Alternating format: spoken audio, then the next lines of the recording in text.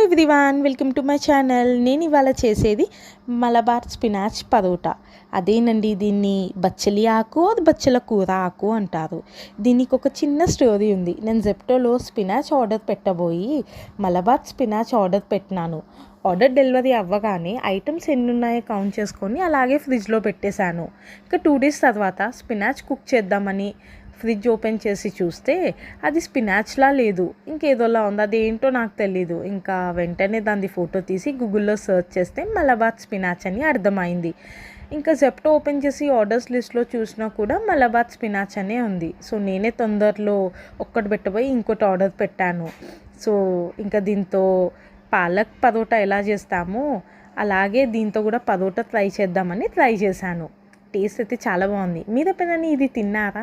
తింటే టేస్ట్ ఎలా ఉందో కమెంట్ చేయండి. అండ్ నా ఛానల్ని సబ్స్క్రైబ్ చేయండి, నా వీడియోస్ని లైక్ చేయండి. బాయ్.